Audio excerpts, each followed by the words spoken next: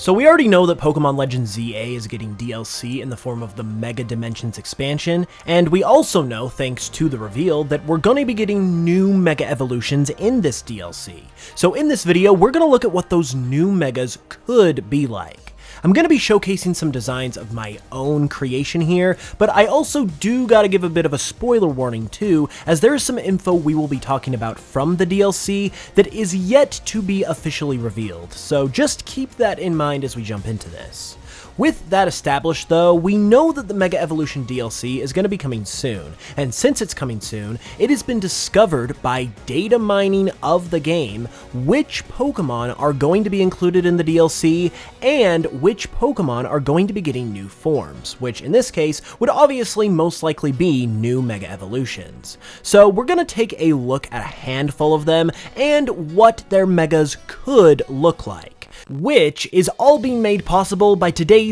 sponsor, Alestral's Awakened. Alestral's Awakened is a 2.5D monster-catching RPG for PC and Nintendo Switch that blends elements from games like Pokémon, Legend of Zelda, and Octopath Traveler into one epic adventure inspired by Greek mythology. Train over 100 Alestrals as you uncover the mysteries of the Titan War, ascend and nexus your Alestrals into new, more powerful forms, and even hunt for stellar, rare Alestrals with alternate colors and unique abilities. You can back the game on Kickstarter right now, but only until November 7th. And it's your one chance to get alpha and beta access, get exclusive in-game unlocks, and even become an NPC or caster in-game. Alestral's Awakened is already the #1 most funded monster-catching RPG on Kickstarter, and you can join in on the action and become a part of something special by joining the Kickstarter with the link in the description and pinned comment. You only have until November 7th though, so be sure to back the project while you still can, and thanks a ton to Alestral's Awakened for sponsoring.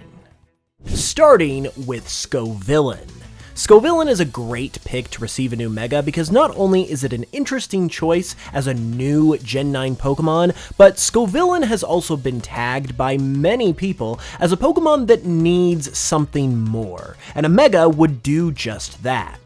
Personally, I've also thought that the execution with Scovillain's design isn't exactly the best, so for me, giving it a Mega is a good chance to redeem it. So overall, a Mega Scovillain just has a ton of potential. This particular design also adds to that potential because personally, I think it's really cool and does a ton to help Scovillain's design. But it's also based on what is probably the most expected and likely concept for Mega Scovillain at the same time, which is that of a Hydra. With its multi-headed design, it's just a no-brainer to give it a couple more heads for its Mega and make it into a Hydra, and with the Hydra being Greek in origin, it also matches up with one of Scovillain's other inspirations, which is the classic sock and buskin masks, which are also Greek in origin as well.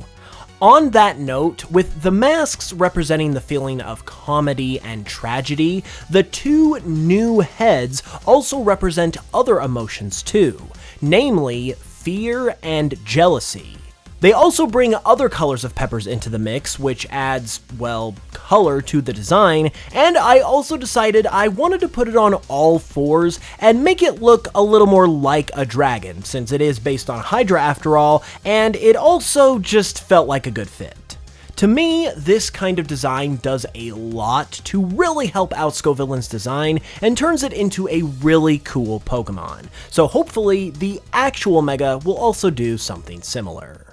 Another Pokemon that is reportedly getting a new Mega in the DLC is Staraptor. This is pretty exciting since Staraptor is a pretty classic and well-liked Pokemon, and if a similar Mega like Mega Pidgeot is any indication, I think it could be pretty cool. With that said, this is an idea of what Mega Staraptor could look like, and as you can see, there is a lot of potential here as well. Upon Mega evolving, this Mega Staraptor becomes a dark flying type, which comes from the edgier nature of Staraptor itself, so I felt like a type change like this could actually be plausible. Another thing that's also interesting and worth considering, not only about Staraptor, but about all of these new megas, is that many of the megas in the main game were used by the game's characters. And with a good handful of new megas coming to the DLC, it's pretty likely, in my opinion, that new characters could also be introduced that will use at least a couple of these new megas, such as Staraptor, Scovillain, or any of the others.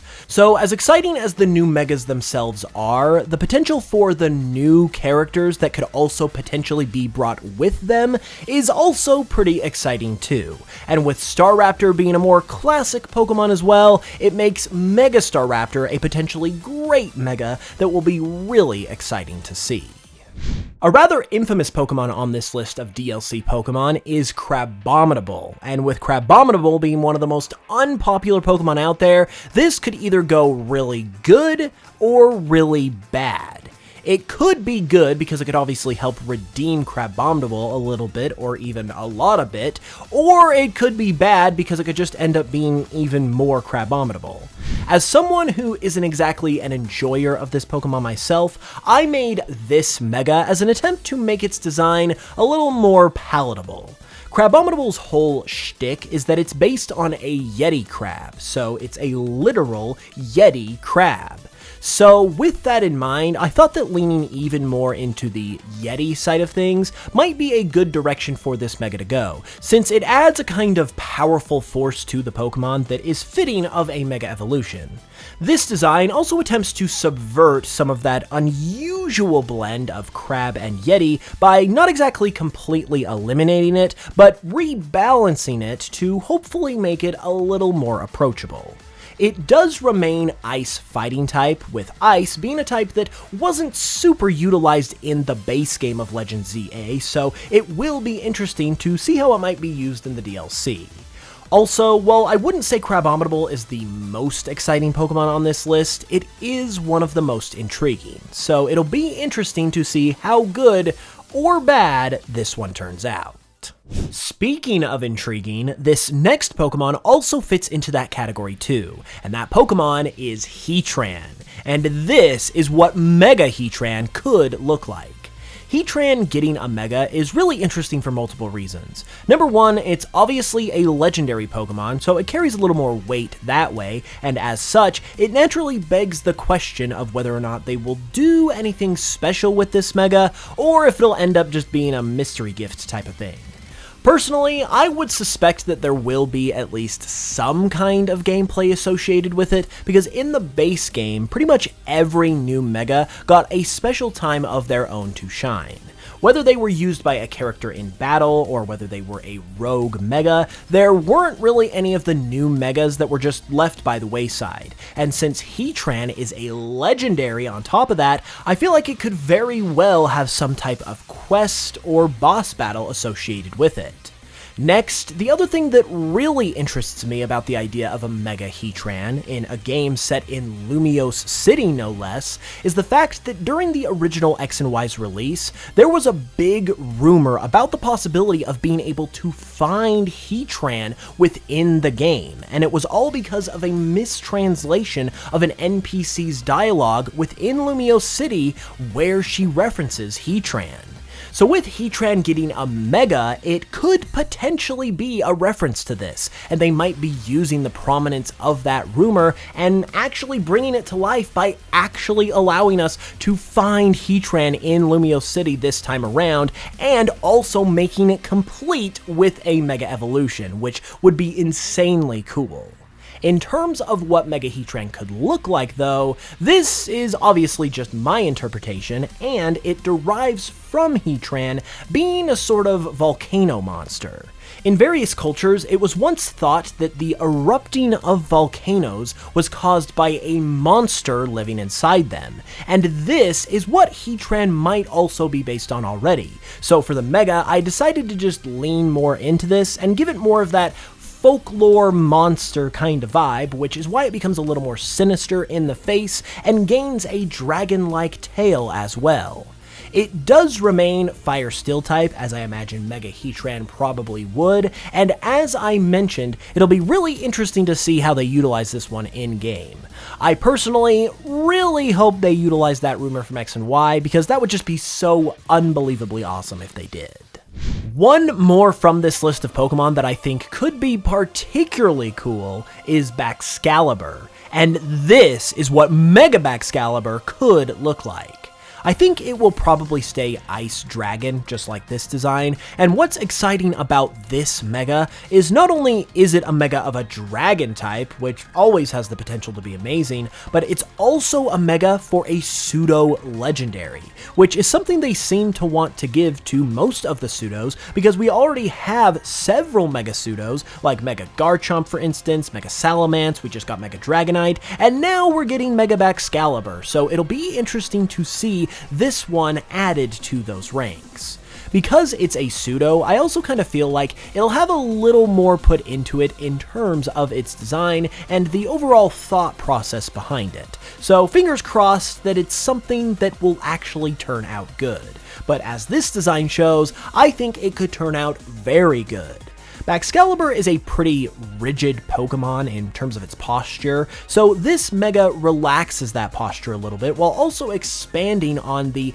icy armor and the signature axes that this Pokemon has on its back and all over its body in the case of its armor. And personally, I think this kind of design does a lot to improve on Baxcalibur and live up to the potential it has, because Baxcalibur does have a ton of potential, it just ends up falling a little bit flat in my own personal opinion. So if it just makes some minor tweaks and does something maybe possibly along these lines, I think it could have an A tier or maybe even an S tier design. And concerning the fact that Baxcalibur is a Paldea Pokemon, it's also pretty interesting too, considering that it's obviously from the most current generation. So it'll be interesting, especially with the Illusion 2 Mega Evolution that is actually in Scarlet and Violet, if there might be any lore tidbits in relation to Paldea with these Pokemon now coming into the picture. It does seem like the question of where are these new Megas coming from could potentially be an area of focus that is touched on and possibly answered in the DLC, so I am really excited to see what that answer could be and how these Megas might be incorporated. That is all I have for you today though, so be sure to leave a like if you enjoyed and let me know your thoughts in the comments. Also, be sure to subscribe if you're new because I got a ton more content coming and I hope you're all enjoying Legend ZA. With that said, I will see you soon with another video, and until then, as always, thanks so much for watching this one, I really appreciate it, and I will smell you guys later.